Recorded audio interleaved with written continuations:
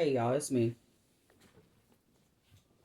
I am an intuitive imp. I'm also clairaudience. I get my messages through music and through my dreams.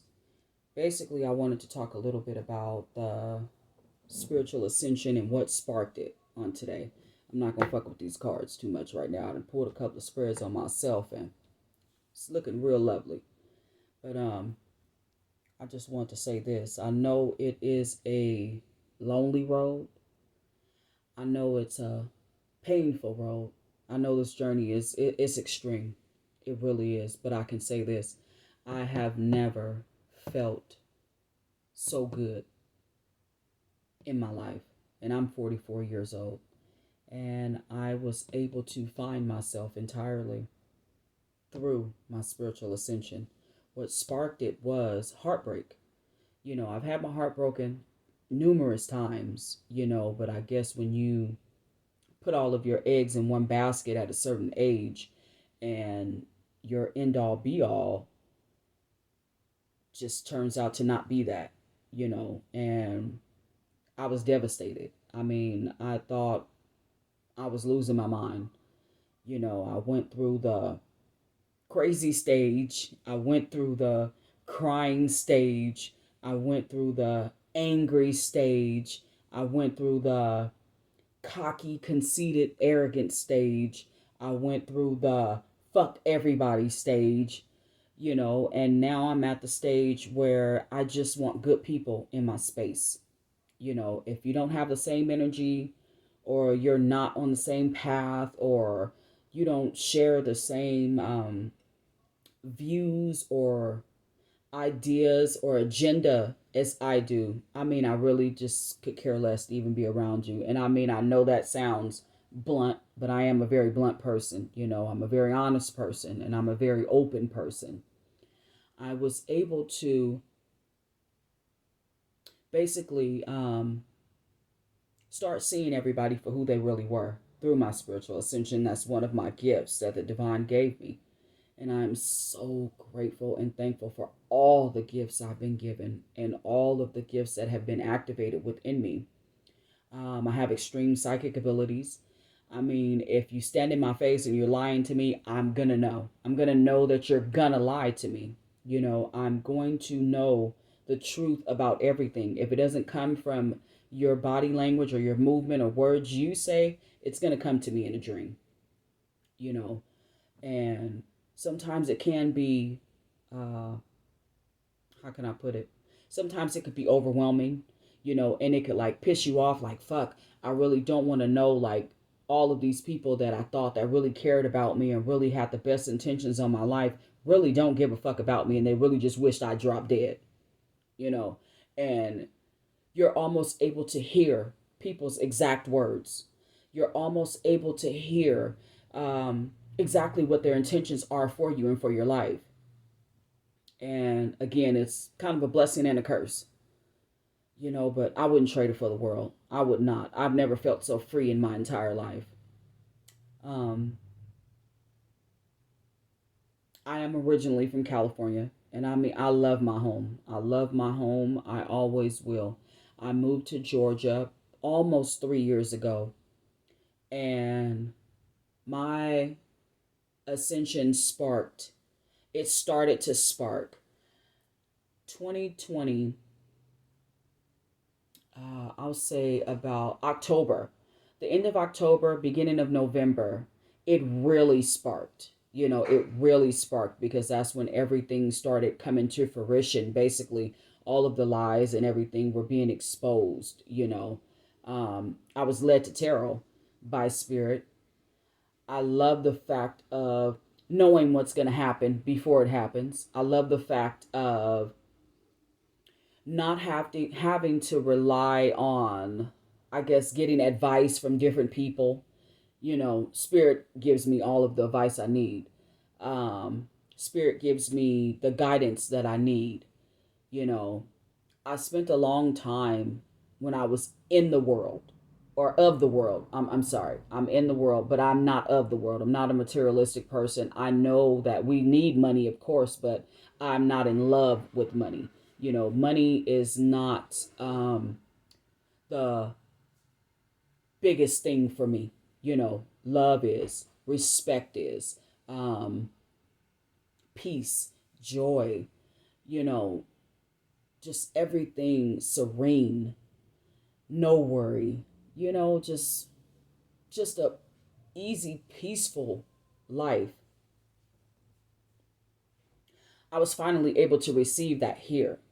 It for a long time I did have oh my god, it was like the whole fucking place was after me. And that's really how it felt, that every corner I turned there were people following me. I was getting pulled over by the police like every day for like 3 months straight. People were calling the CPS for California people, the DCSF for down south. They were calling these people on me. I mean, I was getting phone calls from the DCSF or the CPS, from the schools and everything, like every other day for about 3 or 4 months straight.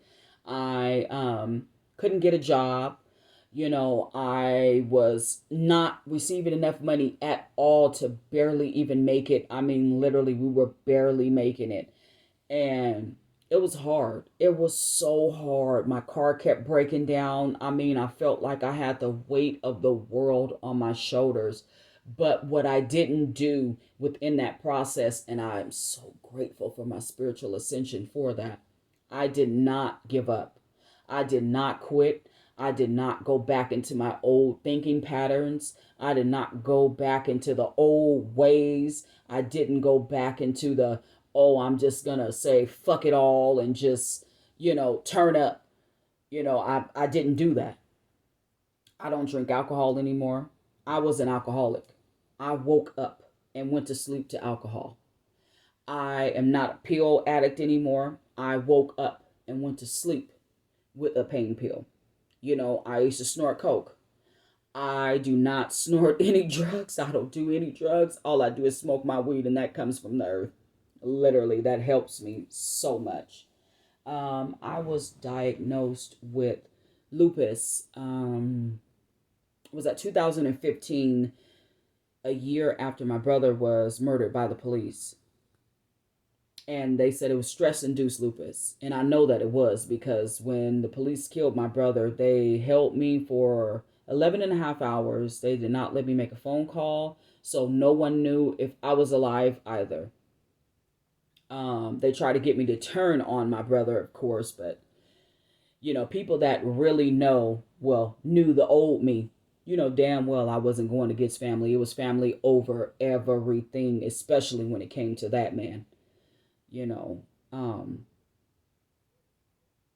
But yeah, I went down. I really went down. I had a nervous breakdown after my brother died. I mean, I was just rejected by my entire family. My family treated me and my children like shit. Like literally bags of shit.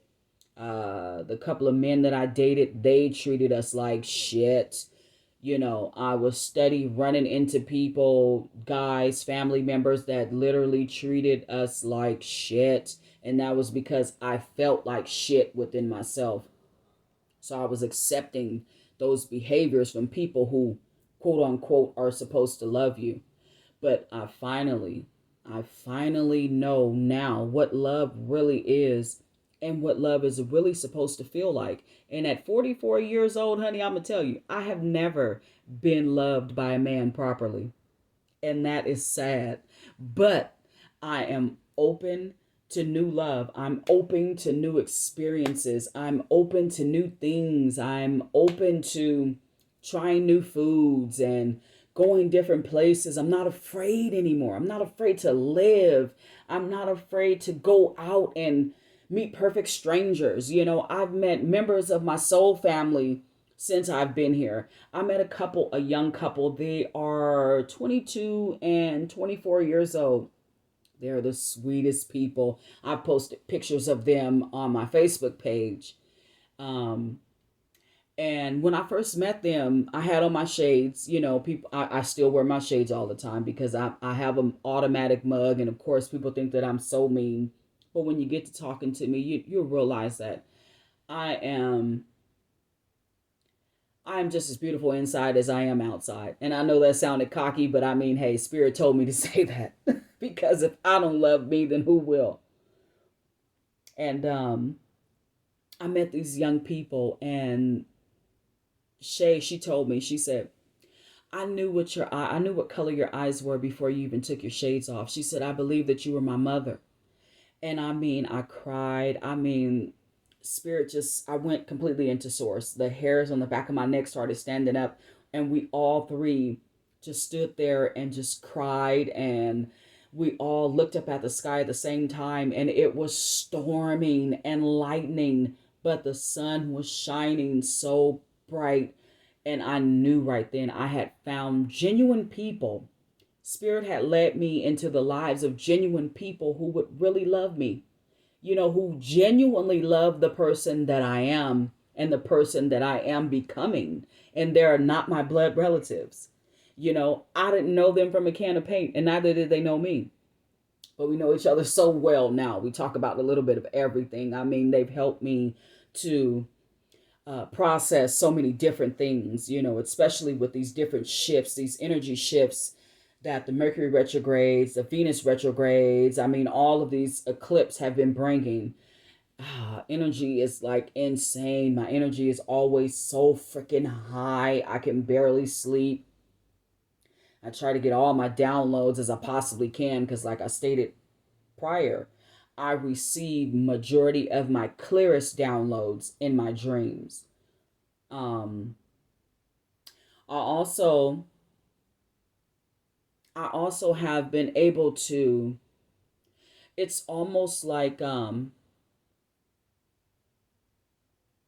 can I say it? Like X-ray vision. You know, I don't like it a lot all the time. Because so many people, when I go into different places like restaurants and stuff like that, I can literally feel the sexual energy coming from people, and it's disgusting. I mean, I must say that I've been celibate for since May, and I will continue to be that until I get married. And that's my choice to do so. I mean, I know as a spiritual person, you are supposed to be able to do with your body is what you will. And this is my choice to do what I will with my own body because I am holding on to my body and holding on to my most precious gift, which is my hoo-ha. I realize that won't now another worthless piece of shit manifest another penny from my hoo-ha because I know how much magic it possesses. You understand me? When I give up this hoo-ha, when I give up this golden ticket again, oh, it will be with someone who we can manifest abundance for the entire nation together. Our energies, our frequencies will be on the exact same wavelength. We will be connected through every fiber of our beings. And he's coming, he's close. I can feel him. Um, I've been on a twin flame journey as well with my ex. He's my twin flame. But thank God we get a twin flame, we get a soulmate, we get a divine masculine, we get a life partner. You know, I will say that I feel so blessed to have been able to meet a divine counterpart within my life. We both came to each other as karmics. When I first came into union with him, I was a karmic, you know,